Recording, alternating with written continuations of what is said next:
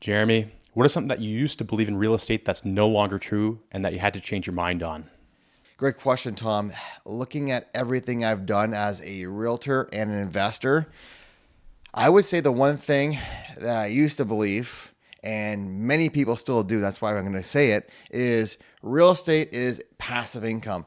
And I don't see anything passive really about real estate investing because there's always something going on, whether or not it's your tenants, whether or not it's your handyman crew or your contractors, or if you have a property manager, because some people go, oh, I'll just pawn it off to a property manager and be completely passive.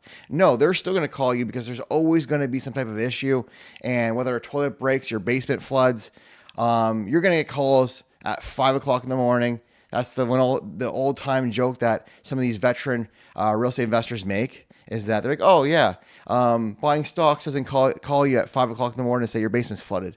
And I just had one last month actually, where in the middle of one of the coldest snaps in Windsor weather. Did the pipes freeze or what happened? Negative 20 degree. No, my furnace died.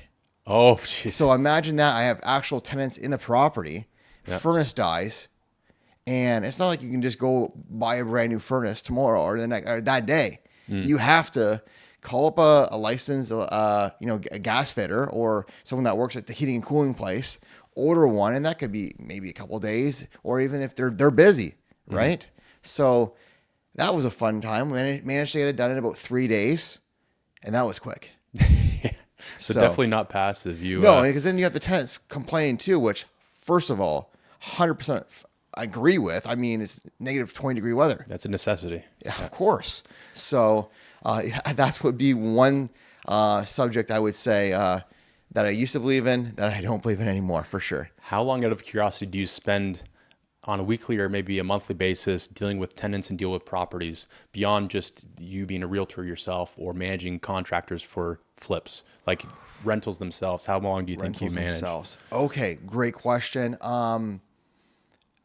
I take my time, and I mean, once again, none of us are perfect as real estate investors. I try to do the best due diligence I can do, and I really kind of get to meet as much people as possible before I rent out the units. So I'm trying to find the tenants that make the most amount of sense for my properties. Sometimes I'll take a little bit less money if that means I'm going to get someone that checks off my boxes, because I want the least amount of headaches. I want the most passive income possible.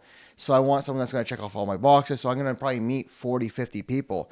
My latest project took me almost 3 months to completely rent out because I wanted really good quality people. I didn't want to deal with potential headaches. You got to screen people. You really got to do your due diligence. But I'm happy to say I haven't had, besides actual issues with the properties, which is no fault of my tenants, I haven't had any issues in the last year. And once again, knock on wood here. Yeah. But I think overall, very, very, I probably don't have to deal with too much. Whenever a new tenant comes in, there's always some things you got to do with that.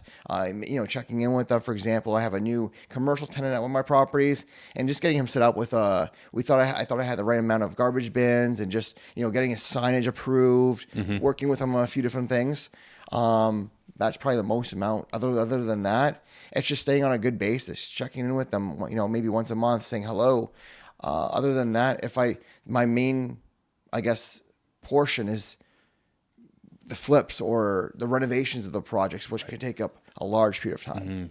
I definitely want to get into that in a second here with the flips and kind of what you've been doing and what you plan on working on in the coming year. Sure. But we need to talk about yourself and kind of give you your origin story, because we've interviewed a lot of people ourselves, but we've never really talked about ourselves that much. No, we haven't. I think for the audience, it'd be awesome for you to kind of dive into your past and how you got into real estate, became a realtor, and also doing all the real estate investing on your side as well. Okay, let's do that. So bring me back. All right, so the origin story is about myself. Got into real estate as a realtor in 2016, so I'm now almost a decade in. Huge. Congrats. It's been great. Just received Hall of Fame. We'll talk about that after, actually, with Remax there. But you're teasing us. I know. So trying to think back to what I was doing. Well, first of all, coming out of high school, I was always I had a very successful brother. Basically, the whole family's always done fairly well without degrees or much education for the most part. So my ideology was like, kind of a get rich quick scheme without having to go through multiple years of college and university. Obviously, never, that kind of fell through. I ended up going to UOIT up in Durham region in Oshawa, Ontario. I did one semester there before, and at the time I was working at Walmart. But there was one student that basically his family was from like Hong Kong or something like that, and they were buying basically new builds downtown Toronto. And I was curious about that. So I started, asking some questions about it because basically everyone was telling me that you buy all these new construction and then by the time it's built or before it's built, you don't actually close on it. You just sell off the contract and make a bunch of money. I'm like, that's kind of interesting. Like, can't be real, right? You can't just put $5,000 down maybe every few months and then all of a sudden sell that for double or triple the amount of money, but they did. So after I dropped out, I ended up getting a job in my field, funny enough.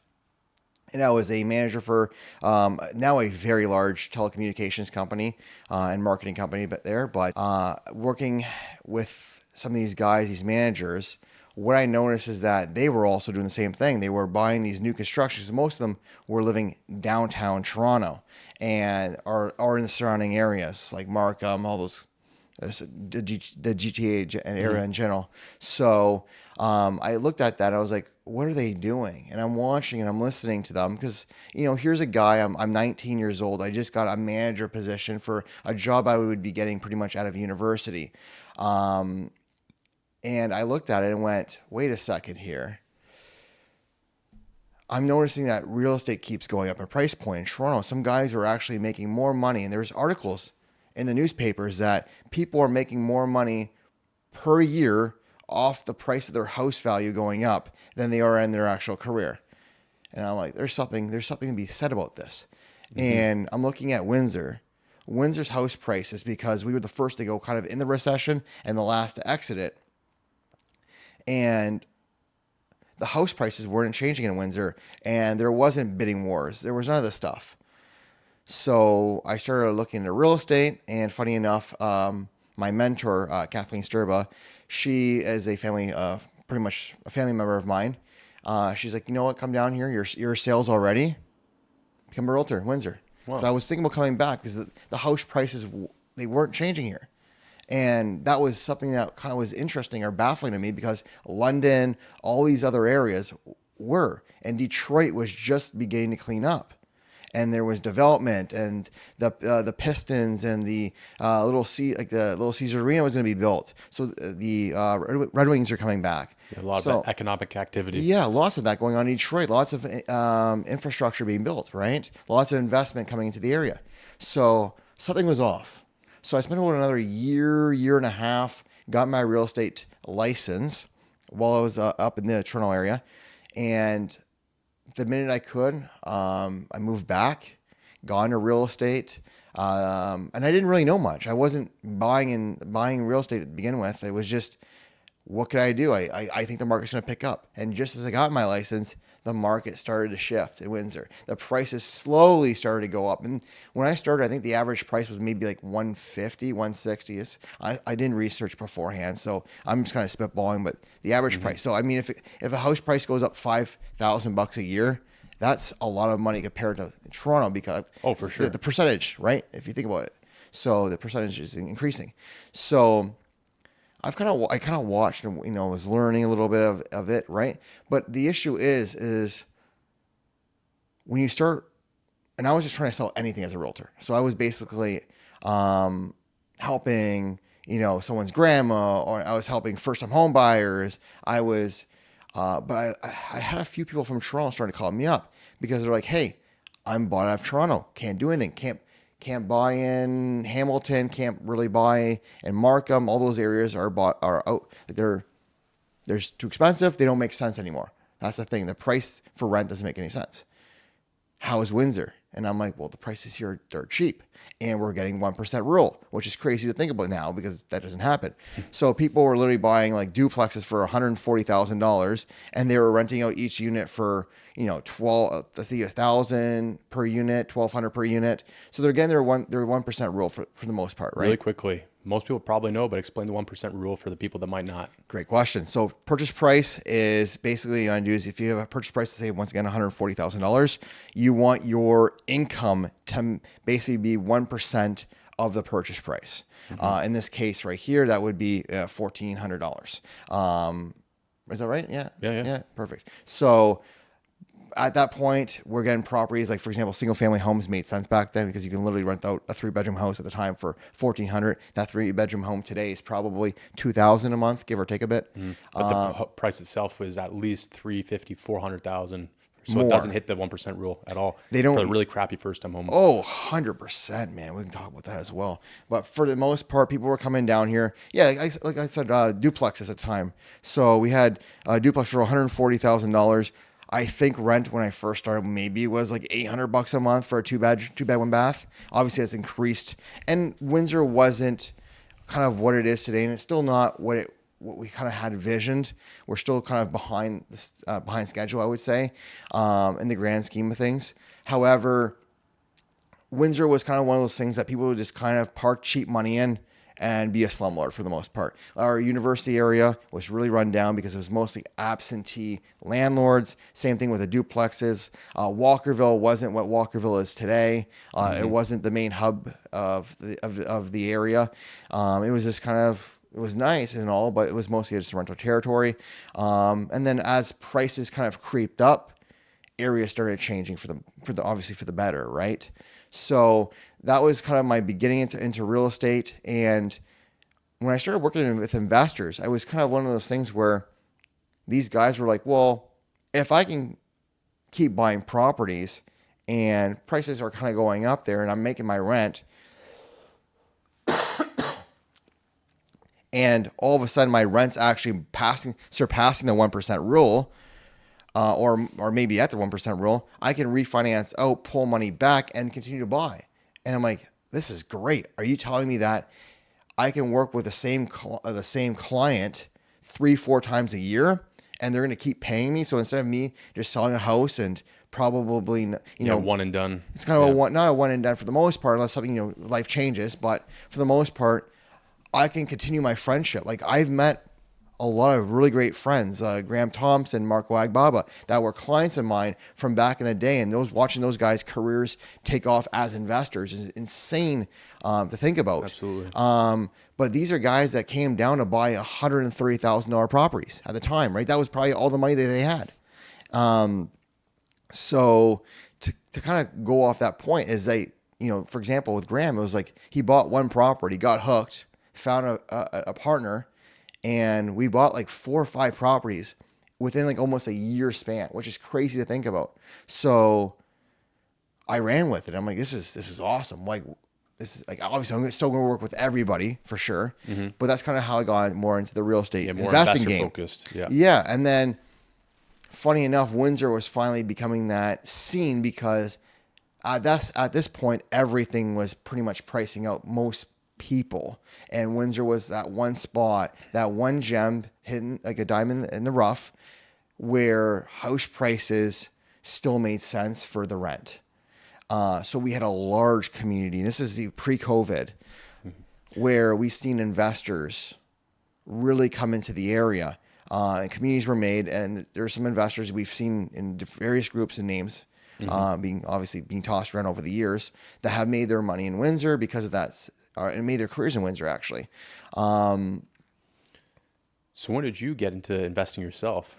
From buying and selling all these properties for your clients, how did you finally take that leap in yourself? Yeah, great question. I mean, we did a little bit of things here and there. I was always really into stocks, stock market investing, still am today, actually. However,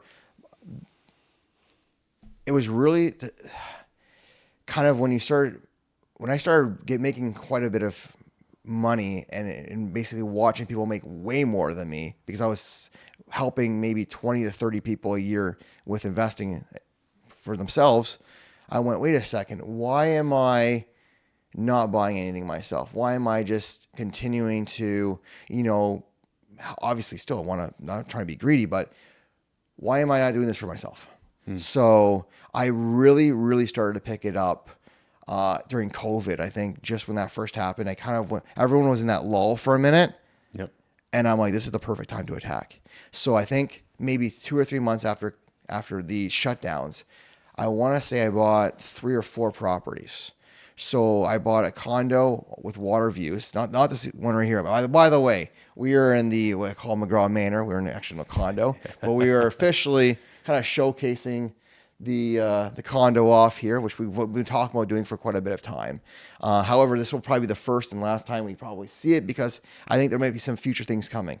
However, going back to, I bought my original condo at 111 Riverside Drive, Lagoyu, it's called. Bought that for $160,000. I ended up selling that to buy this place for $320,000 within about a year and a half, almost 2 years. Yeah, that COVID Crazy. time from ended 2020 to 2022-ish. I dropped like $25,000. Yeah, dropped $25,000 probably into renovating, maybe a bit more, but for the most part, did that fairly cheap. I was still under $200,000 all in between holding costs and renovations. Sold that for $320,000. Also bought a property on Cherner that a friend that was just beginning his wholesale career. He needed a lot of help. So basically what I did is I kind of guided and walked him through the whole process. He handled everything start to finish. And then I just bought the contract off of him. Right. Picked that property up for 130. What's your philosophy when picking up these properties, flip specifically? Because I'm sure some people are going to be thinking, I want to do what Jeremy's doing, flipping properties. Do you have a buy box or criteria? That's probably changed a little bit, obviously, from when you first started. My buy box, oh yeah. Maybe you can explain your thought process on how the flips How about we work. talk about that maybe after? We can have a whole segment on that. Sure. That works for you. Sure. So I'm looking at this and I'm like, this is amazing. I'm making $200K a flip. I also bought a third property, a duplex at the time for off market, but through another realtor. It was going to be one tenanted unit and then owner occupied main floor unit. I bought that for $220,000, and basically at the time I think it was making $1,500 upstairs. The main floor was gonna be around $1,700 because it was a 2-bed, 2-bath, unfinished basement, downtown Windsor, but on a good street for the most part. For downtown Windsor, it was a good street. And then my tenant, nice guy, super nice guy, gets addicted to drugs. Oh no. We have an issue one day where his unit leaked into the toilet. I guess the toilet leaked into the main floor. And because of that, we're able to go around the 24-hour rule of entering the unit because it's an emergency. It's a leaking toilet. So we knock on the door. No one's home. I call him multiple times. I go upstairs. The guy's face down, overdose. Save his life. Oh my goodness. Begins hell. All hell breaks loose. The guy wants to threaten to kill my dad. Stops paying rent. Goes down the whole woe is me path, and breaks everything. Becomes like a white supremacist, funny drug user, obviously, right? Becomes a tenant from hell. My first property I buy, that's going to be long-term tenants. That's not a flip. And I get a deal with the worst tenant from hell. So 18 months later to get him out. Fuck that. I'm just pissed, but I still have bad things. I turned that property into, now it's now rented, makes about $1,600 a unit because we've been having it for multiple years. So $3,200 a month. My mortgage on it's like $800. So I'm all in for maybe bought it back then for so cheap. Yeah, of course. So never refinanced it. Some people have been asking me about refinancing. I refinance some of my other stuff now, my mixed use, but for the most part, I try to keep a very low loan to value or like a mid-level loan to value. So if I need to sell anything off, I'm not hurting to. I think after watching what happened after the market drop, I'm very much like anti like. You don't want to over leverage yourself. Over leverage, yeah, completely. Because I've seen some people that you're watching some of these people that are like, oh, I'm buying a property pretty much every day, or and you're getting kind of jealous of them because they're moving so much faster. And I think that's for some investors, they need to say, kind of slow your roll and stay in your lane. big thing for someone in there. But some people did not stay in their lane.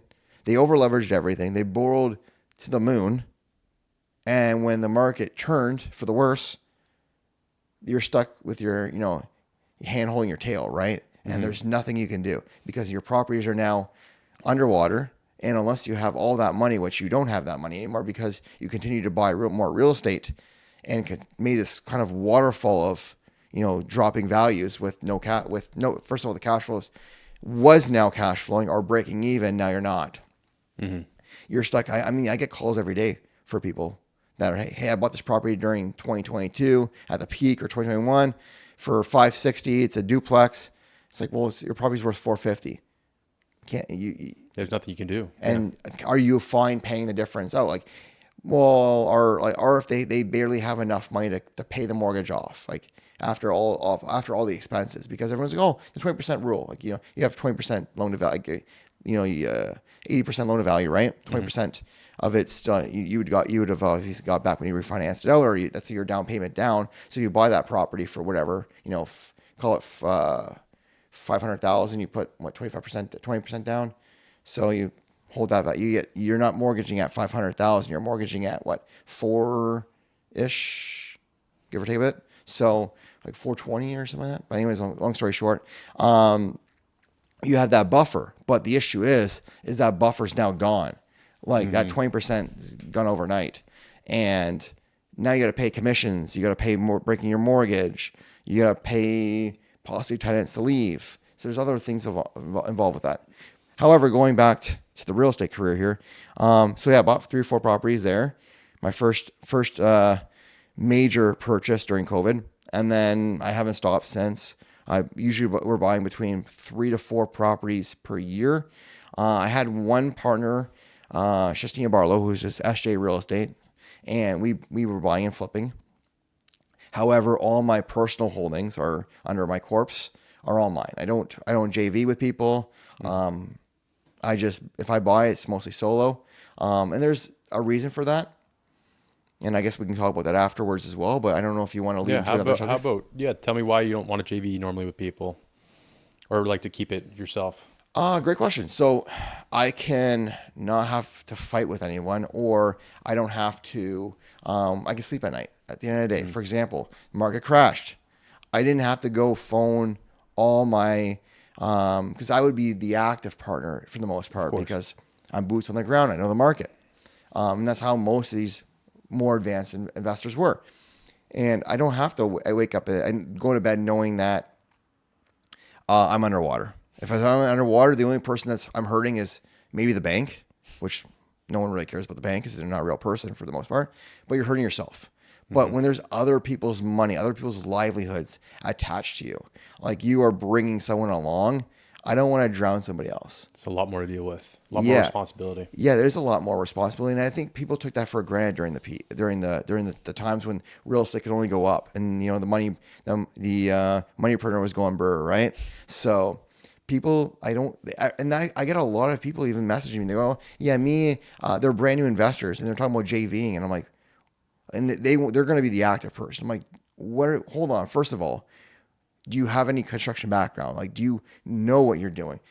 They rely on me to walk them and handhold them through the whole process. And it's like, wait a second here. I'll help you out, get the right property. But like, after a year in, like you got to manage this property. You got to find your tenants, or you hire out. But for the most part, like I'm not managing this property for you. And I think people lose, the sight of the big picture involved with JV. And I think that there is some very good things with it because you can grow tremendously faster than I did. And there's some people that have done it very, very well. But once again, you need to manage expectations and you need to manage how you're doing it. Like you don't want to overstep. And I think there's some people that have done it still very, very well. And some people that are doing it very well today. For me, I'm very, very happy with my trajectory. Obviously, it could be better. I think we all say that, but I'm not. I was there before and after the bubble, and we're still here. And that's the way I look at it. And there's a lot of people that were on these podcasts, that were on these things, that are no longer here. They've disappeared. They disappeared. Yeah, we Maybe know with lots of money or with other people's money. with other people's money, but they went bankrupt or they lot of closed their issues. corp and then they disappear. Yeah. Lots of issues. So, you know what? That's the way I look at it. I don't want to ever tell someone not to JV. But just, I mean, I remember being in a room. We were doing an event back pre-COVID, and we were talking about the university properties. And there was a guy at the time, very, very successful at the time, student rental guy, and basically was saying, hey, I'm making all this money renting out these rooms, and we're turning these properties into this. And then they made a whole thing of JVing with people, and I'm going to buy a property a day kind of thing, because they're having so much money being thrown into this. Because it's basically a license to print money. You bought a university property for $100,000. You spent $50,000 to $80,000 fixing it up there. You have these beautiful rooms, and you're making $700 to $800. And the ideology was, if you have someone from Toronto moving down to Windsor, most of the properties at the time were pretty slummy for the university area. They have a great product, and they go, wait a second, like, if they're willing to pay $800 to $1,000 a room in Toronto, why wouldn't they be willing to pay $800 to $1,000 in Windsor? Which kind of checks out to a certain degree. There is obviously supply and demand, and and there was, I guess, a market for that Right, 'cause product. everything else was slummy. There was no good units. Pretty much. However, I mean, I think the growth pattern was too quick. I don't know what happened, and the one thing I heard this guy was saying was like, yeah, I want to go grab a beer with you and see if I want to invest with you. I'm like, that's scary. Like, imagine saying, hey, let's grab a beer, and after maybe an hour or two conversation, let's spend hundreds of $1,000s buying real estate. Yeah, you together. need to get to know the person a lot better. You need to actually I know mean, if there's if they have any skeletons in their closet. both their sides, philosophy. not just the active investor, the money partner too. Like, what's the money partner's life situation? Agreed. Are they going to ask you 6 months later, be, oh man, I'm going through a divorce, I need that money now? Or, you know what, I'm an avid gambler and I over leverage myself and now I need that money back. Like, you don't know both sides. So I'm not going to just toss it on the one side and say that the active partner is always could be the bad person.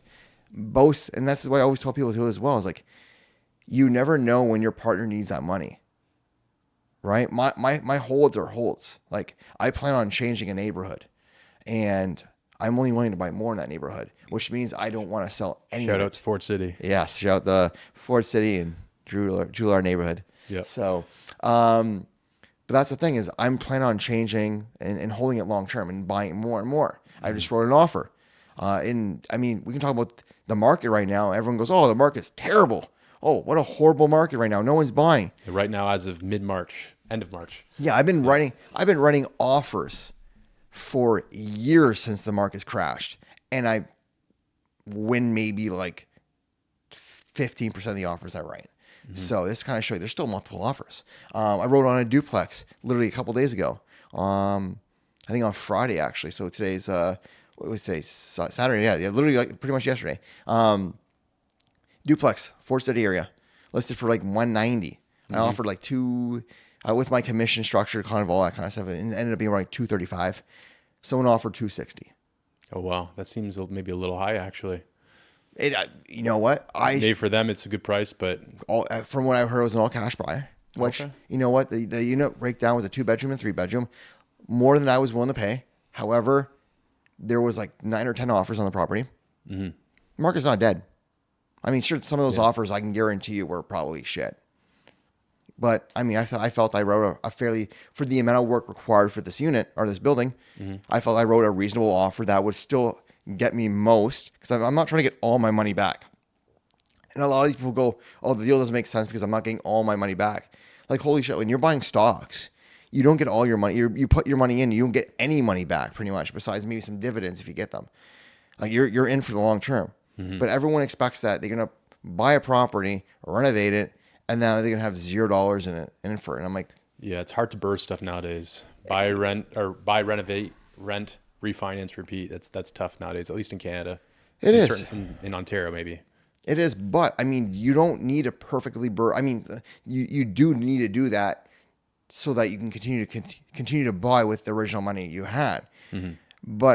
And that's why some people obviously JV, because there comes a point where you kind of run out of cash, or you don't have the cash to do the project, which I get, 100% get. But everything doesn't have to be perfect. And I think that's a thing that some people are overlooking right now. Is they're like, oh, it just doesn't make sense because I'm not going to get my money. The market needs to pick up a bit more. It's like, well, who cares? Like, if the market picks up in a few years, you can refinance it out. You just need a little bit more patience. Yeah. Take your time. Does the numbers work right now? And I think this is a great time because rates are fairly stable for the most part. And I think rents have dropped from the peaks. The prices have dropped from the peaks. Not saying it can get worse. Not saying it's going to get better anytime soon. We could be in a lost decade again. Who knows? None of us really have an idea where we're heading. I mean, there's talks about World War III. There's talks about everything, right? I mean, if we go back to COVID, we didn't know what was going on with COVID.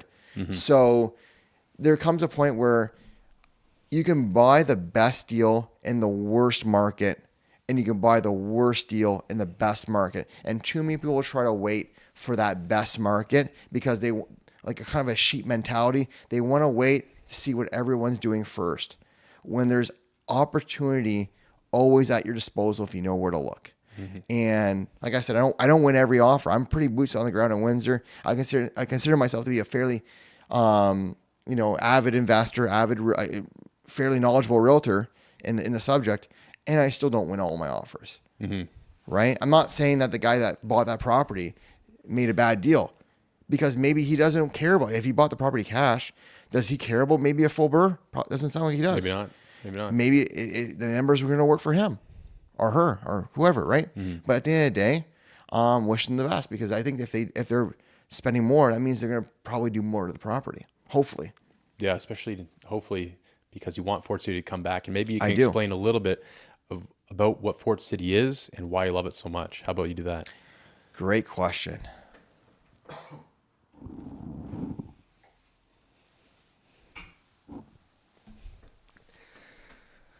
So as someone who's been in real estate as a realtor for about 10 years, Fort City's always been that one area that we kind of overlooked. When I first started, it was what we called like a redlined area. The banks weren't too thrilled when they heard you're buying Fort City. It was a little bit harder to mortgage, and there was reasons for that. It was known as more of a rough around the edges neighborhood, mostly rent or occupy. There was a lot of home ownership as well, but it was a lower class, I would say a D class neighborhood for those that do buy the class. Biker area, there is some affiliation with, I don't really know too much about that, but there is some history of that. Obviously, even going way back in the day, Prohibition times, there was some history with all, and they kind of stayed. Fort City, obviously, you get the Fort, because it's so close to the Fort plants. I think I want to say the Fort engine plant. Yeah, I think they kind of like they kind of did what Walkerville did with Hiram Walker building out the area. Mm-hmm. I think kind of Ford's did that originally, and then obviously it kind of grew into its own thing. So with that being said, I mean, I got a call one day about an off market property. It was supposedly 2 units, a commercial unit and a residential unit. That was basically the guy never really used commercial, so it was all in one. It was a brick building for the most part of the front. It looked beautiful. It needed some love. The interior was a hoarder. Like, it was bad. But the price made sense at the time. And I looked at this. I'm like, okay. And once again, you're talking about buy boxes. And I'll buy anything if the price is right. I don't care where it is. In Windsor, Essex County, I don't buy Sarnia. I don't buy Chatham. I don't buy Toronto. I don't know the markets. Don't care to know the markets right now. I'm happy where I'm at. I'll buy Bell River. I'll buy Tecumseh, Essex, Kingsville, Windsor. As long as it makes sense, I can run the comparables. I know what I'm getting myself into. People might ask, what is the criteria for a number to make sense, though, right? Because you don't want to overpay, but you're willing to Great pay? Are question. you trying to make a certain percentage of profit? Or are you trying to make sure that you're only leaving X amount of dollars in a deal once you refinance? Like can you elaborate a little bit on what makes the number make sense? So when I started flipping, I mean, there's no threshold because you just buy a property, and the longer you held it, the higher the price went up, right? When you're making when you're doubling what you pretty much bought the property for on your sale, it's just like nothing really mattered. The ideology back in the day was 20% of the ARV is what you probably should make, give or take. And how about now? For someone want to get into the market, or even for yourself? Your comfort. I mean, at the end of the day, I wouldn't do it to make $15,000 to $20,000, which I sold a property for $20,000 one time, like profit. And I'm like, why did I even do it? Why did I put myself through hell? I could have sold one or two properties as a realtor, depending on the price point, and made that money versus going through the hell of dealing with contractors, any issues behind that were unknown behind walls or whatever it may be. Right. So you want to make enough money for it to make sense. Like, for example, on a $600,000 property, I don't need 20%, but if I can make a quick, $60,000 in 3 or 4 months, why not? Why wouldn't I do that? But you just want to make sure there's enough room that if the market drops, because the more expensive the property, if the market does drop a little, that's why they always use the rule of 20%. That if there's any extra costs, usually subpar around 10%, give or take a bit, that can include the real estate market dropping a little bit, commissions, so on and so forth, that you still come out ahead. I just look at it, okay, well, am I going to make $60,000, $80,000? Do I want to make $80,000? Do I want to make $60,000? Do I want to make 15 or 20? Oh, I don't want to make 15 or 20, so I wouldn't even do the deal. So I look at how much time, how many months it's going to be. For me, it's usually about 15 to 20,000 per month is what I want to make. So if I can be in and out in 3 months and make $60,000, I'll do it. But once again, how much money am I putting in is the real question. So, if it's usually about give or take about $120,000, I make 60 back. So I make about $180,000 off my investment plus my down payment, of course. But for that, I'm fine with that. I mean, $60,000 is still a lot of money.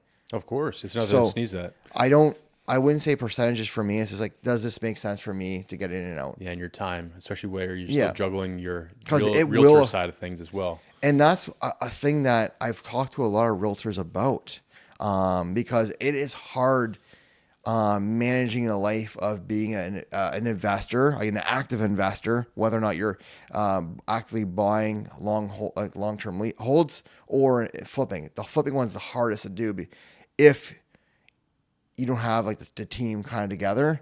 Because I started doing a lot of my work myself or having to manage contractors. And if I'm flipping 2 or 3 houses at the same time, I'm trying to juggle that while being a full-time realtor. It got in the way. And there was always some issues where I had to be on site and I had to move other things around because at the end of the day, there's more skin in the game on the investment side than there was as with one client. But it's never really one client that gets affected. It's usually multiple if you're busy.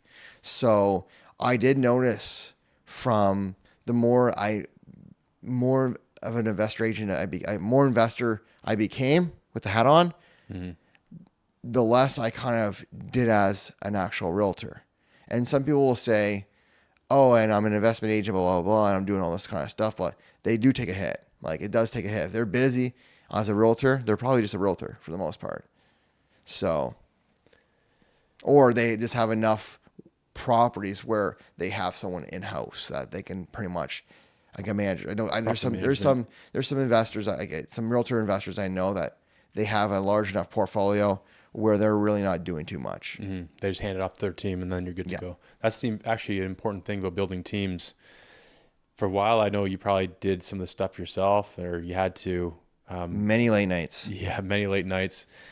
How did you manage to start building your team? Because a lot of people wonder, okay, how can I start to leverage my time and offload certain tasks? What was some of the things that you offloaded right away for your business of investing?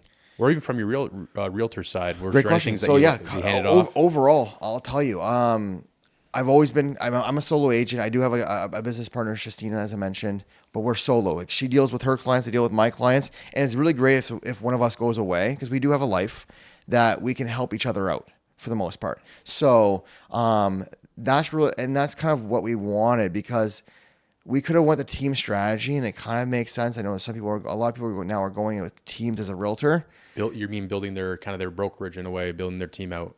Building their team out, right? So you add a few more agents, and you can have your administrator. Some people have an admin as well, right off the bat. I am full guns blazing. I am everything. I'm my own human resources officer. I'm my own, basically my own administrator. I do have an assistant, like, for the most part, for half a year or so, that kind of helps you here and there and does some of my marketing and some of the back tasks. But for the most part, I am 100% like running everything myself. And that is tough to do, because the more tasks I've taken on just as a realtor, I still have to do those tasks. And then as an investor, opening up corporations, I'm still my own, I don't know why I'm my own bookkeeper still. I'm basically everything but my own accountant for the most part. Sounds like that's something you need to offload next. And that's what we're doing. So I just completely offloaded to a bookkeeper. We're good there, which is because now I have 4 or 5 corporations. It's too hard to manage. And that took away some of my time too. And then I'm trying to manage my properties. So when you're talking about how do you build a team? Well, as a realtor, you should be having your assistant. You should be having maybe a team built. But as a real estate investor, it's finding the people that you get along with. It's finding people that you can trust. And that's the biggest key, is trust. And obviously competence, I would say as well, because you can have some really good trustworthy people, but they're dumb, right? You don't want that. Unfortunately, yeah. They might be useful in another role, maybe. But for the most part, like, I have a contractor that I've been working with now for about 2.5 years. And the dynamic that we have together is great. I'm able to check with my properties once a week when he works on them, and I can hand him $100,000 cash as a check, and he'll be on the job site the next day. Some people can't. Critical. That's huge. Wow. People don't realize that like, there's a lot of people out there that are nice people, and then until you hand them a paycheck and they're gone.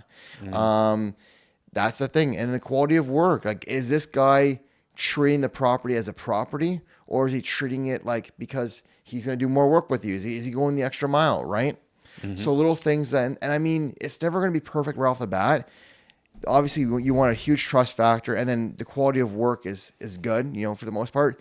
And you can kind of work, and it took us about maybe 2 or 3 projects to really dial in my vision. So when he sees it, because he's worked with other clients as well, and they're putting the cheapest doors, the cheapest door handles, they're doing this, they're doing that. I do the winner's strategy, or the HomeSense strategy, right? Where you spend the money where you need to spend the money, and that's bathrooms and kitchens. Those are the 2 most important things, and you can kind of maneuver around the other areas with things that look good quality, but at cheaper prices. Yeah, all my door handles are all gold. Amazon has some really good deals on them for some reason. I don't know why, but I mean, I'm not paying $60 for Wiser locks, but the same locks. I bought Wiser, and I bought this other brand, some Amazon Chinese brand, but the quality was worked. If the quality was garbage, I wouldn't have used them. However, I'm buying them at $20 to $25 a handle versus $60, right? So I'm saying, and that's, you think about how many door handles are in a house. And that adds up a lot. Yeah. Right? Every bit counts. So same thing with faucets, right? Obviously, you can go buy a Kohler brand. With some of my stuff, I don't screw around with the non-name brands for my rentals when it comes to shower systems. Because I mean, when it has to go behind a wall like a shower system, I want to put the best product I can in that makes the most amount of sense price point wise. But at the same time, I don't, because if even a cheap Amazon, I'm not saying that they're going to fall, but if you read some of the reviews, they're like, oh, it started leaking. Well, it could be your plumber also, but for the most part, it might be a bad product itself, right? And you have to break down your whole bathroom shower to redo it. That's expensive. You're better off spending a few $100s more to get the better product. Upfront. And then the people notice. So you're like, when I go to showcase my products, even on Ford City, I'm like, look at this. It's Kohler brand, or it's Delta faucets. I didn't spend a lot of money. I found good deals.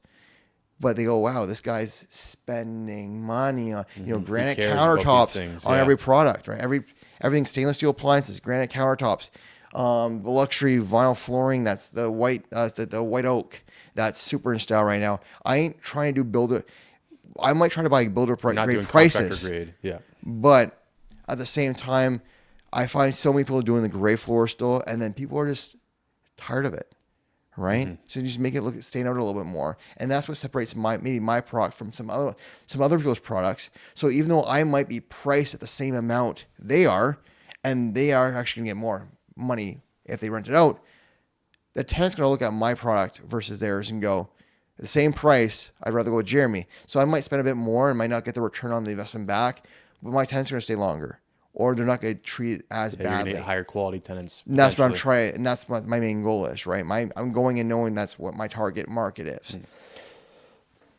How is the rental market right now in Windsor? Because I know there's a lot of buildings, especially on Lozon, that have come up in their 2-bedroom units, and they're brand new contractor grade. But how's the market in general for Windsor? Those units are actually quite nice. I mean, I just viewed one of the, actually, funny enough, the building that we're in, our interior designers, we actually have a $1 million+ renovation being done in the hallways for like 9 floors. That person also did Farhi's buildings, and they're really, really nice. And obviously, Valente has got some East Windsor buildings as well, or Tecumseh buildings. They're great products, and they're not cheap to build these days. But that's the issue, is that we built so. Not saying that we're still in a housing crisis, but the issue is that when you build so much of pretty much the exact same copy paste products for the most part, the tenants have options. So that becomes like, oh, do I want to live in this $2,000 a month condo or that $2,000 a month condo? Then it becomes cutter. Yeah. It becomes more location. Well, who's got the better location? Who's got the more amenities? There's other things. What can you give the tenants? And brands matter. The name attached can matter for the most part. Obviously, I don't have much of a branded name right now because I'm not doing these big products. Coming. However, you'll see, like, for example, Valente really markets his name because you know that the quality of like what he's doing, and he's got a million other buildings, right? Farhi, same kind of thing, but he kind of does this kind of like the Scandinavian Damask or whatever it was called, right? Damasks. And he's targeting a really higher end product, which like a 600 square foot unit is like $2,000 a month. Crazy. But he might not be renting them all out, but he's renting out quite a few, and they're slowly will rent out as he gets them. But then he goes back to refinance it out or whatever he does with it, get his money back. But you're asking me how the market is. Well, that's the issue, is we have so much of the same product right now that the tenants have more options. And what happened was we had a lot of buyers buying to either basically, they were buying with the ideology that they're speculating that the market is going to keep going up, and they were buying these properties that are new, and then they're going to sell them off for more money. That never happened. Or they bought properties as rentals, or they bought it for themselves and they can't live in it. So we had a bunch of changes that happened where we had a bunch of properties that were not supposed to be rentals. Basically what happens is that they're now in the market as a rental, so that the homeowner.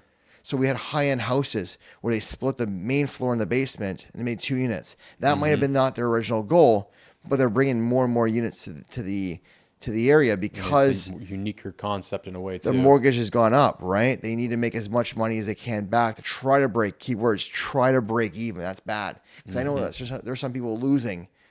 Yeah, they're bleeding 2000. The worst one I saw was a new build in East Windsor. I think it was like a $1.2 million. And I think the guy's getting almost $4,000 a month in rent, but his cost is almost like $6,000 to $8,000 a month, which is insane. Losing between $3,000 to like $4,000 a month. I think that goes to show you need multiple exit strategies when you're doing these new builds or doing whatever, even renovation or flip or burr or close to burr. You have to have other ideas. Hey, will this work as a rental one day? Or if I have to sell, do I at least cut my losses? Like real estate speculation, let's be realistic here, is like gambling. Absolutely. You're hoping that you put your money on black and you hit black at the casino, right? You're going to get your money. You're going to double, try to get your money back and plus more. But I mean, you're not really buying anything that you're not buying an actual asset in theory, because the asset, if you look at it as an investment, doesn't make sense. You're buying when you talk about new build homes, they are way more expensive than resale value houses, right? So you're paying top of the market at the top of the market at the top price point of the build. Well, how is that supposed to make any sense? A single family house at $1 million should be a rental. You're not thinking of it as a rental. They're hoping that they buy it for $1 million and it goes to 1.2 million when it's built and they can sell it off. That was the game plan. And when that failed, they go, shoot, I'm now stuck with this product and my mortgage is very too expensive. And now maybe that $1 million I spent, it's worth 800 grand and I got to wait. Yeah. Underwater. Yeah. I got to wait till it goes back up because I can't afford to lose $200,000. But guess what happens? They lost their $200,000 down payment or whatever it was, right? And they're losing $3,000-4,000 a month. So it's not they should have just sold, lost 200 grand, walked away. Because by the time they're done, if the market doesn't change anytime soon, they're praying that's going to change sometime soon. If it doesn't change, they could lose another couple $100,000. Because they're just continually bleeding. Bleeding. You mentioned sometimes people are splitting up their houses into multiple units. And I know that's the big buzzword around here, making ADUs, additional dwelling units. What is an ADU, Tom? Tell me, what's a legal ADU and what's a... Well, that's what I wanted your take on, because if you do a legal ADU, it's essentially a mother-in-law suite. There's a lot of names for it. You can either put in your basement, you're upstairs, you split it, or you can even put it in your backyard. Yep. Essentially, it's a glorified shed, or anything a certain size. And it provides more housing, and in Windsor, we're allowed, I think, 3 right now. Some areas will allow 4. Right. The big push by the government's 4 right now. However, I think we're still maintaining around 3. Mm-hmm. It's a great idea. I think that with house prices becoming more expensive, and people they have dropped obviously down, but the thing is the mortgage rates have gone up. Because I was talking to my girlfriend, she was like, when I bought my house, my rate was 1.6% or something like that. Well, that's crazy good. Yeah. This condo here is at 5.4%. And at the peak, when it was on a variable mortgage, was over 6%. Oof. So you don't imagine that. But long story short, great question. So when they're built right, I mean, they're done properly, you'll get a good tenant because you have a self-contained unit. Too many people are doing with for example, they're turning a single family home, they're Frankensteining it, or they're basically they got a great entrance. They're like, I'm going to do an ADU, but the issue is they're not doing a true ADU because they're not putting the proper fire resistancy in there. Like, I don't think people's insurance companies know that they're renting it out as 2 different units. Like, I don't know if that's a huge risk right there. I don't know if there's an insurance issue with that. I don't know if there's mortgage implications. There could be mortgage implications, right? Oh. The banks treating this house as a single family house, right? They don't mind. I guess for the most part, they don't mind if you. They always, even when I bought a property, they're like, are you gonna be renting any portion of the house out? I'm like, no. So they do ask those type of questions, right? Because some people don't actually, the bank doesn't want to see a rental, right? And obviously, some people buy these properties on a personal mortgage and then flip them to an investment property. Well, when I was buying this property, it was going to be my primary residence, but the seller that I bought it off was very old. I'm talking like she was 100 years old, and she didn't really want to move yet to next door, which is an old age home.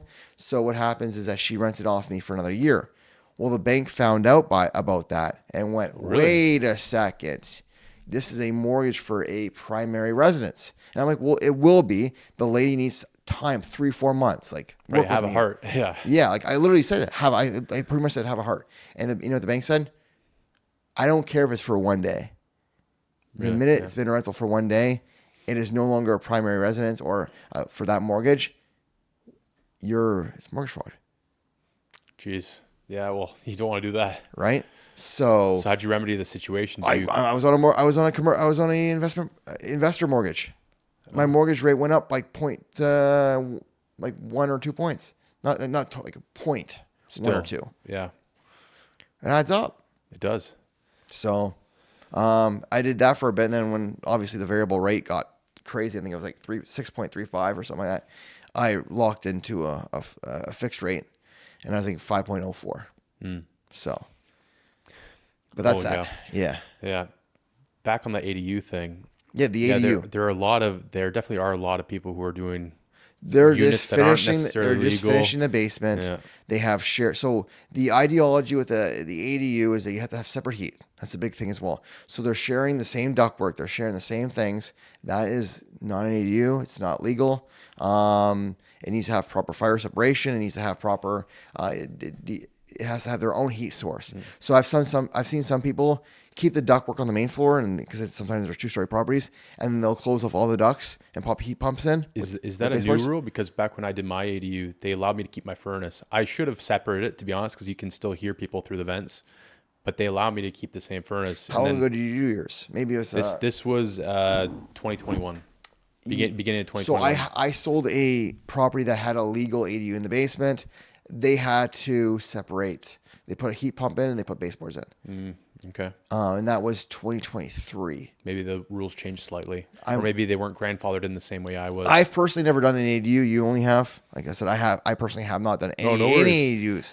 Yeah. The issue is like knowledge. I'm not a fucking encyclopedia, but I want to say that because I asked my client about this, and they said no, we had to have separate. The ductwork had to be closed off. There could be also when we did ours, we had to do these duct smoke detector, and so essentially, if something was wrong or there was a fire, it would shut everything down. Did you have square footage issues as well? Like it had to be square footage, because I think they got rid of that rule as well. Oh, for the ADU to be a certain size compared to your square footage. Yeah. At the time there was, so they didn't really cause any issue because my upstairs was big enough. But essentially, if your main unit is smaller than your ADU, then there's a problem. Or maybe you just need to spin it and say, hey, the ADU is going to be ADU is the main and the other small one is the ADU. It was like a 60-40, I think, at one point. Yeah. Somewhere around there. And now it's, like I said, I don't think it matters anymore. I don't believe so either. So they must have done some more updates. Like I said, I personally haven't done an ADU, so I haven't done that deep into it. Once again, do your own research for that. Yeah, I know they changed the ceiling height as well. So they had a minimum ceiling height of 6'8", and then anything below like ductwork, they said 6'4" 3/4. Yep. But now that's totally changed, and most basements now qualify because you basically need that 6'4", 6'5" requirement now. You can get away with a lot. It's huge. So that is definitely huge. And that was big. 'Cause I mean, South Windsor was one of those areas where it's like some homes were barely meeting it, or they just barely didn't meet it, right? So that was a huge thing because it was going from 6 foot. Most of them were about 6'5", 6'6". So now they're able to qualify, which is great. What other strategies do you think are winning and working in Windsor right now in terms of real estate Great investing? questions. ADUs are honestly a buzzword, but I know there's some other things probably. I mean, the ADU is a great idea because I think you can kind of build one for 160 to 200. Obviously, you can spend more, you can spend less, depending on who you get to do it. On the less end, how much corners you can kind of cut. But for the most part, 160 to 200 is pretty fair, I would say. And you can rent those out because it's a new product.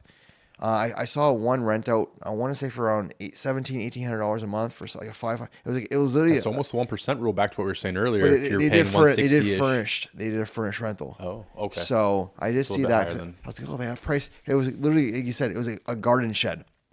It was terrible, but it makes money, and that's, what works for the person there. Yeah. And that's an idea that. So if you're asking me what makes sense, I know a few guys that are doing these furnished rentals, these midterm rentals for the most part.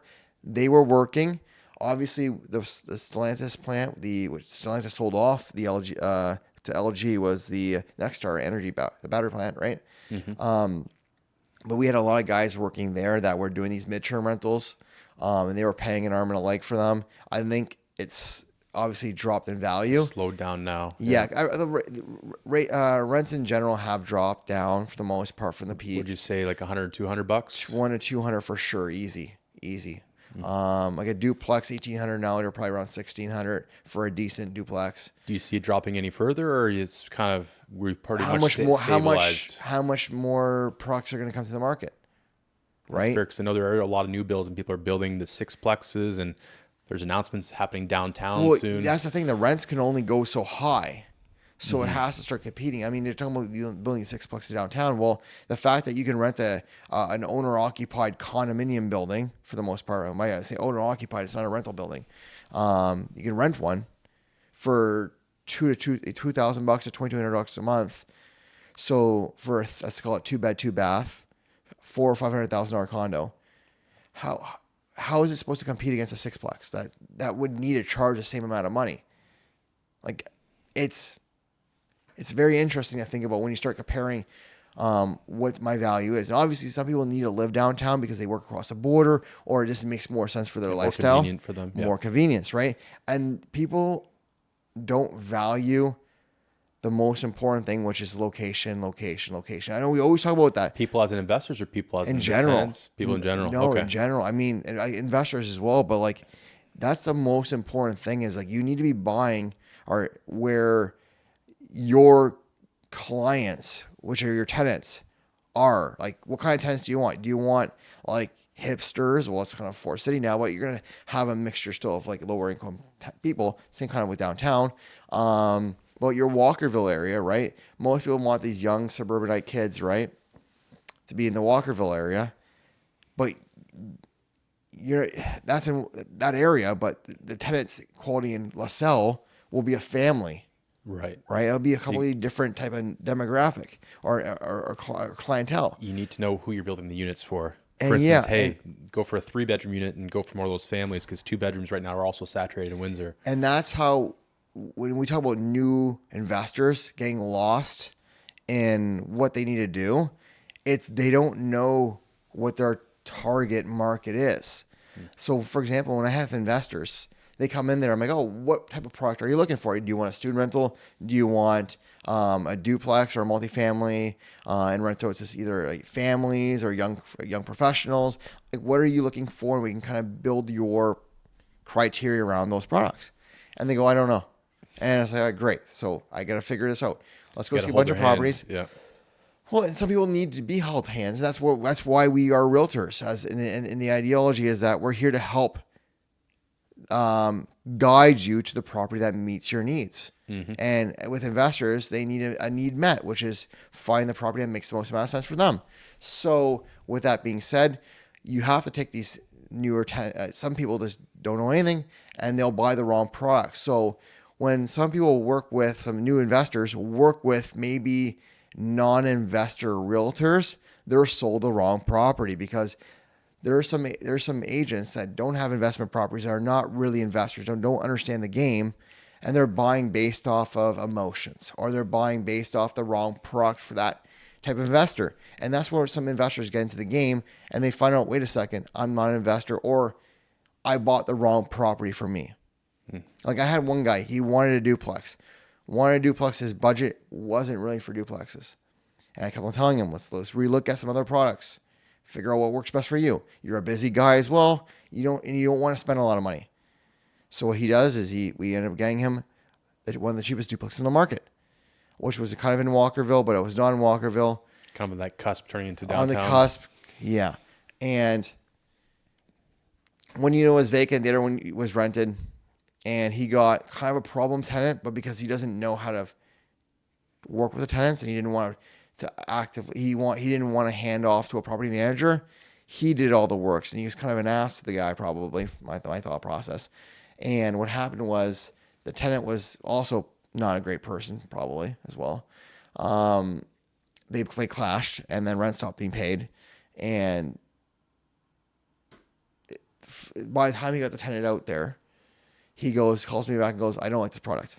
I don't want anymore. I just want to sell it off. He kind of rage quit, right? So that's where you find some of these people, they buy the wrong product. There are some people that are very, like some investors are handheld. Like they can handhold the tenants and they can mom and pop them all day long. And they're great. They're great for university rentals. They're great for more hands-on projects, maybe a flip, right? So you kind of have to figure out where to put these people, kind of like on a chessboard. Not an investment property is not a Swiss Army knife. And the same thing with stocks, for people that relate to stocks, is you don't buy a dividend stock and treat that as like a money growth stock, right? They're different products. So just like in the stock market, just like in pretty much anything else, you got to buy the product that resonates the most with you, with what your goals and aspirations are and where you want to kind of build upon. So, I mean, I have some investors that stay only in their lanes. They're student rental investors only. There are people that only invest in multifamily and they only want 4 plexes or more because they want more tenants and that meets their criteria and they can handle that. So find the right product for the right landlord is very, very important. And that's why sometimes working with the right investor agent that can properly assess kind of or help you figure out what works best for you. Because don't get me wrong, the amount of phone calls that I've gotten from people that go, hey, my friend was a realtor, I bought a property with them, and we thought it made sense because we liked it. We bought it because we liked it. Well, there should not be emotion attached to flipping homes, and there should not be emotion attached to buying investment properties. Purchasing, correct. Yeah. The only time emotion is attached is when you're buying your own personal home. If you're not living there, cater to the market you want. So, no, that's really well said, because I think that's often overlooked, especially with people who are getting into real estate and they're a little bit naive or a little green behind the ears. And well, if you don't know what you're doing, you need someone on your side. You need to have that A team built. Mm-hmm. You need people you can trust. You need a good inspector as well, because obviously, as a realtor, we kind of know the basics of like, oh, here's some issues wrong with the house. I'm not a contractor by any means. So having a really good inspector to come by, view the property either beforehand, if you're doing multiple offers, like you can do a pre-inspection, you can do an inspection within your offer. There's different ways to move around that, but that's very, very important because you can miss something that could cost you tens of thousands of dollars. And when investors work off of dimes for the most part, because once you buy this property, everyone goes, oh yeah, for example, I make $10,000 a month gross. It's like, great. What's your expenses? How much do you actually clear a month? Is it $1,000? Is it $2,000? Is it $3,000? Or is it more, right? And like, for example, my duplex, I make $1,200 a month. But guess what happens? I had to put a new furnace in. 4 or 5 months of my your actual net income profit is gone. I didn't make anything now for the next 5 months. The furnace broke. Right? People don't realize that. They're like, oh yeah, blah, blah, blah. All this stuff happened. It's like, unless you got a bunch of money back when you refinance a property that actually went above and beyond your renovations and your down payment, you're not making your money back until you make your money back. Is there anything else that you think investors are doing incorrectly these days? Or is there anything you wish people started doing? I know we've talked about a lot of things that as an investor, they've maybe overlooked, like you said, our location and things like that. But is there anything else that's lacking? I think a lot of people, sorry to interrupt you there. No, you're good. I think a lot of people overlook, like basically the market right now. What I mean by that is, I think we mentioned it earlier, is they're waiting to see the headlines that the market's good to buy again. A lot of people, and there's a lot of people that got burned. Don't get me wrong. There are some people that never want to see real estate ever again because, as an investment, because they got burned by a JV partner or they bought an investment property. They had bad tenants. The Ontario landlord problem. The Ontario Landlord Board has its own problems, which is a problem by itself. A big backlog for anyone wondering. Hard to get tenants out. It's very tenant focused. To be honest with you, it's biased. It's very biased because and you got to remember too, a lot of this is all politician based. And with Ontario right now, 60% of the population are renters. So the target market are tenants, not investors, right now at least, until we lobby to get our own leader or whatever, right? But for the most part, I would say overlooking the market because people wait for there to be a good time. And right now could bring some opportunity. There's still tenants available. Prices have gone down. Rents have gone up. But if you buy the right product, who cares about your expenses as long as the cash flow supersedes that, right? When I do all my mortgages, I do them all commercial. The bank gives me an outline of what my ratios need to be and that's what my money is coming back. So, you have an idea what your rent is. You have an idea what your net income, your net income is going to be after income minus expenses. And does that make enough sense for you? Touch on that really quickly for some people, why you like to go more the commercial route with mortgages. Because some people might think, oh, I'm just going to buy another house. I'm just going to get another residential mortgage from TD or something. Great question. There's a lot of different reasons for this.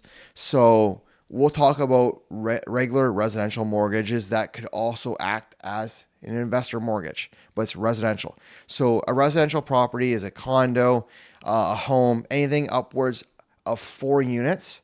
However, some banks will allow up to 6 units. I want to say RBC and Desjardins. I could be wrong, but as far as I know, there could be more now. There could be less. I don't know. But as far as I've been always knowing, anything 4 or less is residential. There are some exceptions to the rule where there has been 6 units being classified as residential, which is really great for your mortgage because residential mortgages are a lot cheaper for the most part than commercial mortgages because there's other factors. And we'll talk about that. The banks, when it comes to a residential mortgage, 20% down. 20% down is the going rate. Some people go, oh, I got a mortgage for 5 or 10 or 15%. No, you're doing CMHC. You said your mortgage was personal. It's not a personal home. You're an investor. It's mortgage fraud. Once again, to my knowledge, I think that's mortgage fraud, right? Yep. So 20% down is the rules the banks kind of run for investment properties. You're allowed, I think, 4 or 5 properties under your personal name before the banks go, wait a second, no matter how much income you're bringing in. So no matter how much income you're bringing in, the banks are going to look at it and go, wait a second, you have so many properties already under residential mortgages. We want to see your 20% down plus an additional, I want to say $100,000 cash is what they always want to see in the bank. So at some points, you are now pretty much maxed out on the amount of properties you're allowed to own with a residential mortgage. There are some banks, A lenders, not just B lenders, but for A lenders that will go above and beyond.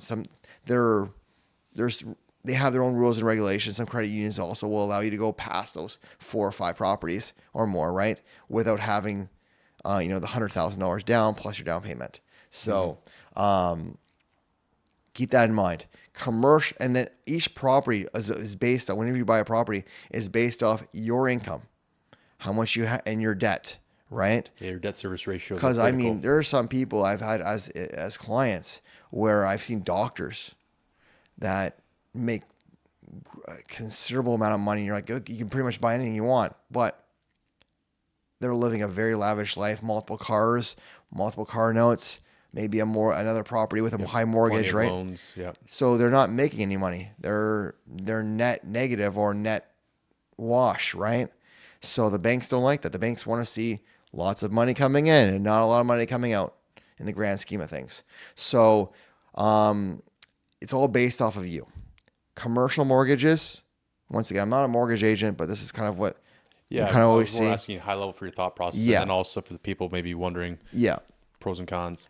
Commercial mortgage is based off the property for the most part. They're going to still look at you as a business. You are the business. They want to make sure that you're paying your taxes, you're up to date on everything. But for the most part, they're looking at this property makes X amount of money. The ratios are at X amount.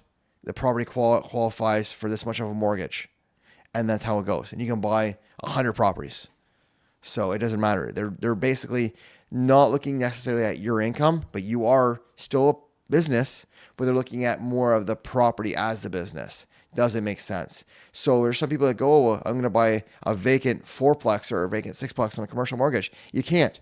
I think the rules have to be about 70 to 75% has to be rented out, right? So you'll have to go private mortgage, rent those units out, or the banks will say, hey, we'll mortgage it, but you need to pre-rent out all the units prior to completion.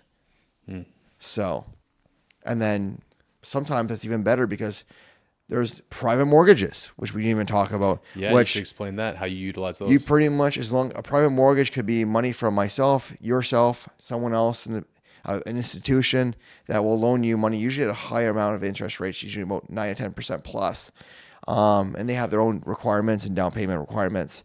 But pretty much will let you buy any house, even if it's pretty much mortgageable through the banks. That's a lot more loose, but a lot more risk. Hence the rate, the interest rates. And at that point, you can utilize those. And I love using private mortgages to buy a lot of properties that are in dire need of renovations, fix them up, rent them out. And then after they're fixed up and rented out, I go back to the bank with an appraisal for this amount. And then I get paid out in like 2 weeks, which is great. So another thing too, mortgage appraisals are like $400 for residential, give or take around there. I want to say like $2,800 for commercial. Everyone always calls me up afterwards and goes, "Oh, the commercial mortgage was so expensive." I'm like, hey, it is. Yeah. Well, it makes sense too on a bigger building. Like what we walked that one on Parent. Yeah. That was a bigger multifamily, 11, 12 But units. I did a That one duplex has, on a commercial mortgage, $2,800. Oh, even for the duplex? Everything, man. I was it's always a going thinking rate. it kind of went per unit, but that shows maybe a lack of understanding there. But you know what? At the end of the day, you're going to get more money back that I would have got more money back on the commercial than residential. So at the end of the day, who cares? Yes, it's a wash at that point. So tell me in general about Windsor, because people might be thinking they're from out of town, out of province. What are some positive things that have been going on in Windsor, and where's Windsor headed? Because you said we're not quite there yet. Really early on in the podcast, you said we're not quite there, but there's a lot of things even going on in Detroit right now. Like maybe talk about that a little bit more. Explain why you love Windsor so much. Great question. Yeah. Look at Detroit. It went from like 0 to 100 really, really great, really quick. I mean, it's becoming one of the big, like most up and coming cities in the area, and we're benefiting being beside them.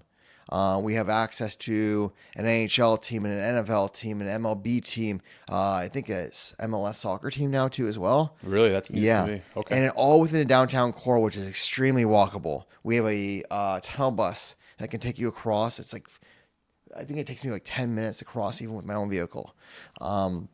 We have that. So we look at Windsor and go, okay, well, we're not the big city that Detroit is, but why can't we grow? And I think there's a bunch of articles talking about how Windsor, Essex County is going to rise in population over the next 10, 15 years. Yeah, over the next decade or so. Then we want to double our population. But if we look at doubling our population, where? We don't have any towers. We don't have anything. So when you look at Windsor right now and you go, wait a second, if Windsor wants to double the population, which is somewhere around 300,000 people, so, maybe 500,000 for Windsor, Essex County. Yeah. Where are these people supposed to go? We're starting to build condominiums, and everyone's like, oh, well, why are we buying condos? We should be building more affordable housing, whatever that means. Yeah, people who say affordable housing, sometimes it's not even that affordable, but it's just they want a brand new house for 130 grand again. Yeah, and I doubt that's really. And they wouldn't have bought it, and they never even bought it when the houses were $130,000. I had a conversation with like a 65-year-old person the other day, and they were telling me they're complaining about the house prices, and then I'm like, okay, you how long have you been renting for? 40 years. I'm like, great. Why didn't you buy a house? You could have bought a house for 80 grand. So it's one of those things that people complaining are probably still the people complaining regardless of the market. They were complaining 40 years ago. Mm-hmm. Right? There's been no change. They could have bought a house for a raspberry. Yeah, of course, right? The old meme. Yeah. So when we look at Windsor, Essex County here, I think Drew Dilkins said this about last year, the year before, that it won't be him as the mayor, but it'll be another mayor, possibly the mayor after that person. Eventually, downtown will have to be expropriated, or a developer's going to have to come in there and big money. Redo everything, because the issue is we've kind of, as homes, like as single pretty much homes, we've maxed out the footprint of Windsor. Yeah, Windsor's hit the city limits, and we even tried to expand on County Road 42 a little bit, but that's basically actually Tecumseh. It is. So Windsor's got nowhere to grow but up, right? So we're gonna have to start going up, yeah. And that's the thing was, who's gonna do that? Who's gonna be the person leading the charge? And if you look at house pricing right now, well, go to any major city and try to buy a high-rise lot. You can't. They're expensive, right? You have opportunities here for future use, for future value. Will you make your money today? Maybe, maybe not, right? But I'm starting to buy knowing that the neighborhoods are going to change. We're starting to look at other neighborhoods. Like my ideology of Ford City would be something like Wynwood in Miami. I don't want to be like Brickell or South Beach because it doesn't make sense. That's not the vibe. With the vibe with all the graffiti everywhere there, it's kind of that Wynwood look. Kind of that kind of punk hipster style. Hipster style. And that's huge. That's a great look. So trying to build, and the issue is right now we don't have an identity. Like Windsor. Windsor as a whole has no identity? What is Windsor's identity? When I think of Windsor, and not that's a bad thing, I think blue collar, border city. Well, what's the identity of the downtown? What's the identity? Like a Walkerville's kind of had the theme, that fun kind of area. I see what you're saying. Walkerville's like the distillery district. That's what's going to become. It's not that yet. Right. We're pre-calling it that, but that was the main vision, right? That will eventually become a really cool area. Event keywords of it's not right now. It's the downtown core for the most part because that's where people are going. However, we're starting to see a resurgence downtown with the bar scenes and stuff like that. But we're still many years away. But we need more people downtown basically we need to rebuild downtown. People talking about the homeless issue, but if you go to London, you go to Toronto, there's homeless. It's a problem hasn't been fixed in any major city. So what we need to do is we just need more people downtown to blend it all in. When you walk downtown, you walk past a multitude of homelessness, but downtown Toronto. But guess what? You see 1,000 people walking in each direction. You're kind of drowning everything else out. You won't really notice it as much. We need the foot traffic again because there's always going to be the issues. There's going to be blight. There's going to be this. There's going to be that. We need foot traffic. Mm-hmm. So how do we get foot traffic? Well, we need to densify the areas. And you need some good businesses there too. Well, yeah. If you build, like it's kind of like the field of dreams, you build it, they'll come. But for the most part, it will be. The issue is like you can't renovate one building and say, "Oh, we're reviving ourselves." That's not going to happen. Yeah. Right. What do you think about the safety concerns? Do you think they're trending in the right direction in terms of getting a downtown police force, brightening up the area? Is there anything else you think needs to be done still that you could, if you could flip a switch right now, you would say, let's do X, Y, Z?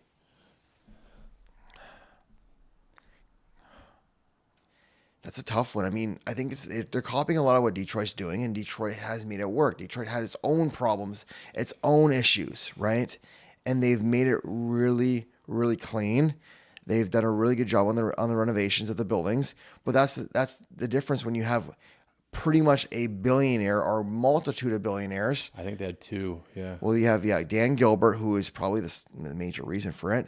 The Illich family to a certain degree, but there's even talks about them turning all their properties into like parking lots. But Stephen Ross has come in now with a few things, I think, as well. But for the most part, there's a lot of, because now to buy something in Detroit is too expensive. Mm-hmm. So, but 10, 15 years ago, you could buy a building for next to nothing. So it comes down to, what do we need to do here? The answer is we're starting to do some cleanup. The answer is unfortunate that the problem's not going to go away. The problem's only getting worse everywhere, which is homelessness because of drug use for the most part. At the provincial and the federal level. Yeah. And also some homelessness is related to unaffordable housing, which I completely agree with, right? But there's a fine line of how do you fix the issue if the way we have to look at it is to make buildings more affordable, we have to densify the area. You need to have a big skyscraper with 1,000+ units, right? So that it becomes, the more units you add, the more you go up. The rest rules and regulations regarding parking requirements, that the cost slowly decreases per unit, right? That's the quantities of scale. The quantities of scale, right? So that's the only way we're going to be able to have more affordable housing. People want a detached home for themselves at affordable pricing. It's not going to happen now. The lot's worth a lot of money. To build a house costs money. People need to be paid what they're worth. Mm-hmm. But if we start building some of these big buildings, I'm not going to say they're going to get rented out right away, but we will be able to have people go in them, because guess what's going to happen? They can now undercut the market for the rents, because they don't need to have rents sky high, because the price of the cost has gone down tremendously. Yeah, their price per door is probably going to be less than $100K if they build something massive. It could be. Yeah. I mean, some of these price per doors, like they're on resale, is 400,000 a unit, right? Well, how does it make sense to have an affordable unit at $400,000 a door? It doesn't. No. So we need to reduce the costs, and then that will bring more afford. And then we do need, unfortunately, we call them the dog kennel units, but there are some people that don't have a major budget, and we need to offer them at least some type of housing. And it's a topic that people don't really want to talk about because it sounds terrible. Like you're going to give them a 300 square foot unit, but at the end of the day, at least they have something, a roof over their head. It's clean. It's, updated. Shout out to Mike Seal. Actually, he's doing some affordable housing. We just interviewed him on a previous podcast, and his version of affordable is actually still pretty nice looking compared to some of these shoe boxes, which people almost consider slumlording it. But you're right. Affordable housing is necessary. What would be the rents? Did we talk about that, or because I wasn't involved in the podcast? It was more so just ballpark, but I believe you could one out of every 6 units is mandated to be affordable, and so CMHC MLS Select will help you with your mortgage and amortize it much further, so that it actually makes sense for having lower rents. Because if you had a normal mortgage of 30 years, you're going to pay a lot more, but if you stretch it out over a longer time span, that mortgage payment is less, so then you can afford to pay a little bit less or getting paid a little less on the rental. So that's another topic too, is the CMHC rules. Imagine having a mortgage for 50 years. You build a building, you refinance it out at what, 15% down, I want to say is what the CMHC costs. Yeah, it depends on what you choose, but you can do quite a few things. And if you're a high net worth individual also, you can qualify for a little extra and pull more out. And with HST rebates, you can really, for at least some of these sixplexes, you can almost be in the building, no money down. After all is said and done, you get all that back, which can be great. But what happens, like I said, with the market turning? Let's say someone was building one of these projects and they have to meet a affordable housing price point. The rents are all great and all that, but all of a sudden, the market drops a little more, tanks even more, right? And you try to sell this, or the rents went $100 to $200, say it drops another $100 and your rents don't make sense. Now those people move out because it is a nice unit, but once again, I'm playing the devil's advocate here. Of course. You have a 50-year mortgage where I'm assuming that because it's being pushed so much out, you're paying so much interest up front. It's all interest, yeah. How do you get out of that? You really can't. And that's one thing they need to be careful of, because I look at something similar here compared to Alberta. They built so many of these sixplexes in multifamily that the market, kind of like with the Lozon properties over here, the market's saturated because so many were built. And good on Alberta because they actually have less red tape, which allows you to build and whatnot. But that definitely is a concern, because if the market does turn a bit less, you're definitely going to have a bigger mortgage payment. And that's why CMHC also specifies that they have to be high net worth or at least have money in the bank. That's huge. Similar to what you said with your commercial financing, just, hey, have this rainy day fund just in case. That's huge, because that could take if you're talking like buildings that are, I know that they start around $2 million, but some of these buildings can hit 10 plus million. Because I had a builder that I was talking with, a developer, and he was telling me about his thought process of going either conventional commercial mortgage or going CMHC with the 50 years. And he's like, well, I don't know where I'm going to be or how long I'm going to hold this product. I'll be dead in 50 years. Well, what if I need the money in 5? I won't be able to get it. I may not get it out, right? Yeah. And what if my product doesn't work the way I want it to work, right? Something could happen, and I'm not, at least with the other way, I'm paying it down a little bit quicker. In 5 years, 10 years, it pays down a little bit faster.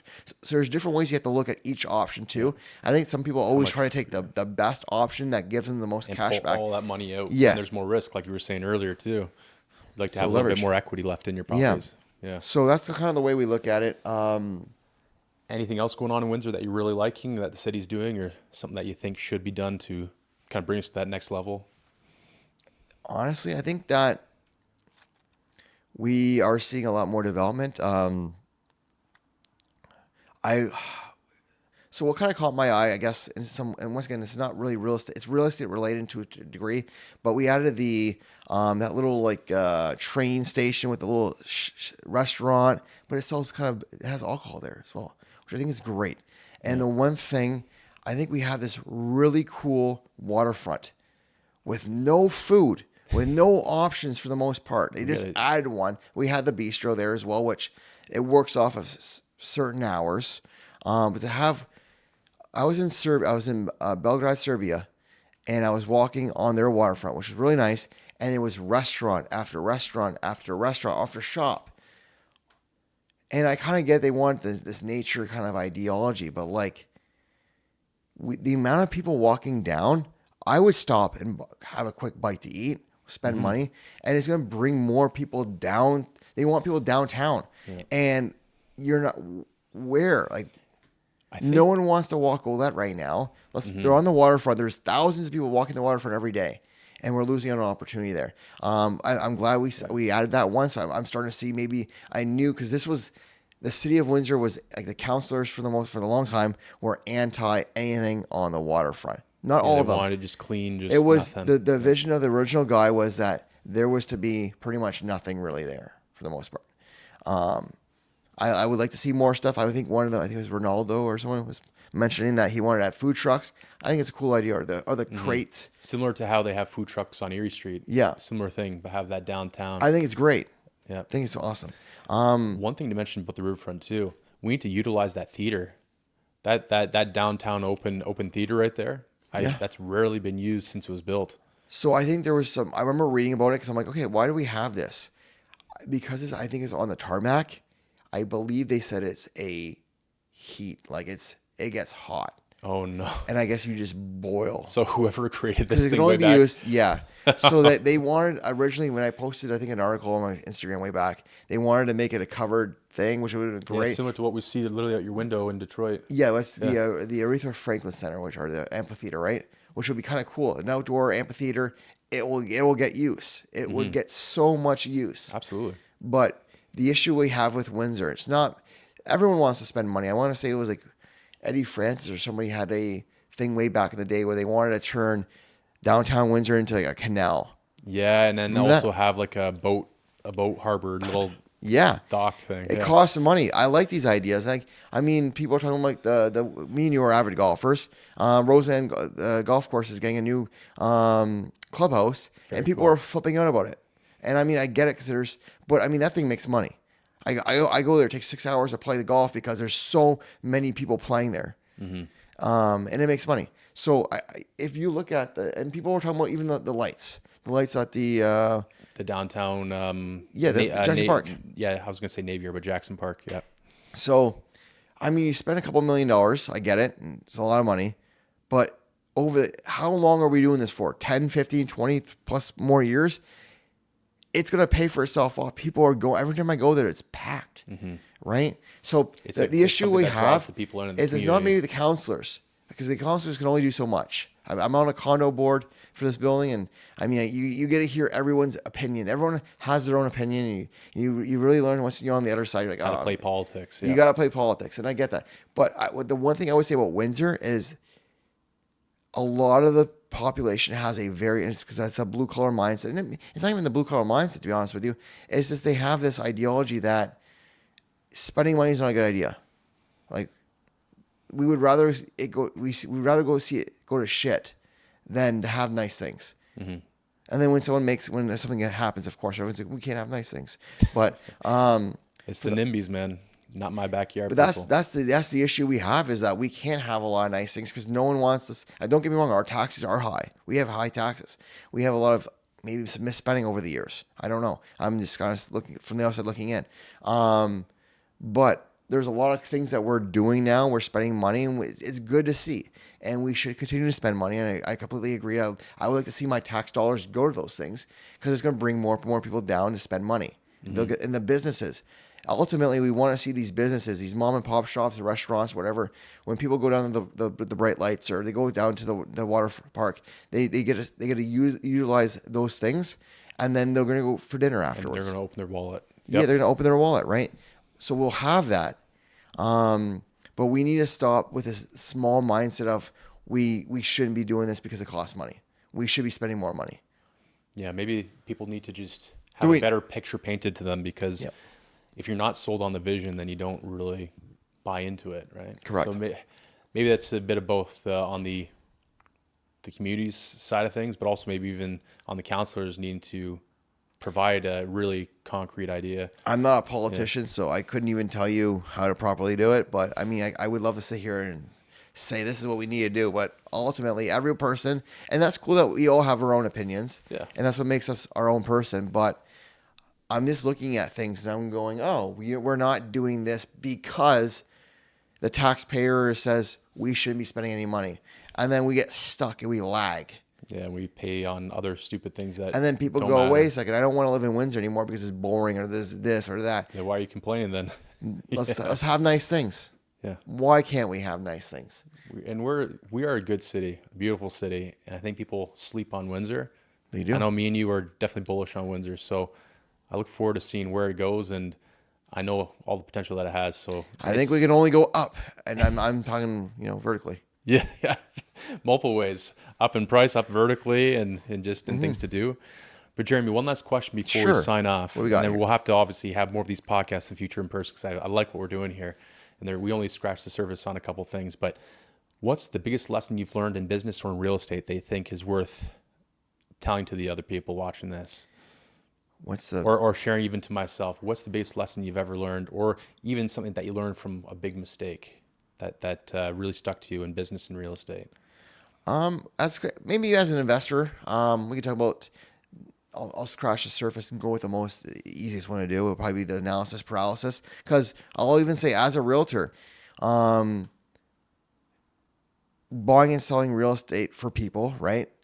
I got to look at the price points and I got to see all these fair market value prices, right? And you go, I want a deal. And everyone got stuck in this ideology that they need to have a deal. But what is a deal? Like, do you need to have the cheapest price point if the property's no value? Because I just had actually this conversation with a gentleman that was talking about wholesale deals. And I was shopping for him for a multifamily. And a wholesaler messaged me saying that they had a property that would maybe fit the criteria. And they went to me and went, Jeremy, this property, it makes sense, but the wholesale deal price, like the price that the wholesaler is getting on top of what we're buying the contract for, is too much money. And I'm like, well, you just said the property makes sense. You're feeling that it's worth it. They're just jealous of the price that the guy was making off the deal. They're the middleman. Yeah. This person should not be making that much money off me. So I'm like, okay, so you're getting a good deal on the property. You're going to get, there's upside to the property as well. So you're buying it for what it's not worth, for cheaper than what it's worth. It makes sense. There's upside with it, but you don't want to pay someone that found you something that that you wouldn't have been able to find. Right. So, and because I'm not going to sit here and say wholesalers are the best thing or the worst things, but they have to spend some money out of their pockets to find the right deal. It's not, of course, something that just comes out that they can spend, a monthly amount of money to keep it going. Right. So people don't look at the grand scheme of things. Everyone wants something for nothing. And even as a realtor, sometimes I know this house is worth $400,000, but I don't want to pay $400,000, even though it might be worth maybe the deal is it's to the eye of the beholder. If someone's willing to pay that price point, like for example, we're talking about that duplex for $260, someone was willing to pay $260. It wasn't me, but someone was willing to pay that, which means it's worth it. Mm-hmm. Because now another property is going to come up, and I'm going to have to pay probably around that $260 mark, if not more. So that just becomes the name of the game, I think, at the end of the day, is that with the analysis paralysis, people get too caught up in overanalyzing the deal, taking a look at like the what ifs or all the worst case scenarios, but never the best case scenarios. You should always factor in the worst case scenarios, but also the best case scenarios, and come to a price that makes sense. And just write the price, get going, and you're good to go. And then continue on with your day. Like pretty much, you either get the property or you don't. Right on. Thanks, Jeremy. No problem, man. I'm happy to do this. It's probably happening in person. Our first one together live. Absolutely. Shout out to All Things REI. And guys, what are the 3 things people need to do? They got to like, comment, subscribe. Absolutely. Yeah. To all of our socials on Facebook, which is the big one, All Things REI, on Instagram, and I think we're on where else are we on? LinkedIn, YouTube, and LinkedIn now. And LinkedIn, Spotify, we're everywhere now. That's awesome. Yeah. We're only and if you this system, I'm gonna say that Tom went above and beyond with our new live system here. You're gonna see some really cool things. Hopefully, you guys like this. Hopefully, the content shows great. Please let us know what you like, what you dislike. Yeah. How does it look? We want to know everything. We're gonna continue on with the series. But please let us know. Give us feedback. It's really appreciated. And also, if you have any specific guests that you'd like us to interview or have on the podcast too, let us know and we can try to get them on. Perfect. Yeah. Until next time. All right. Bye-bye.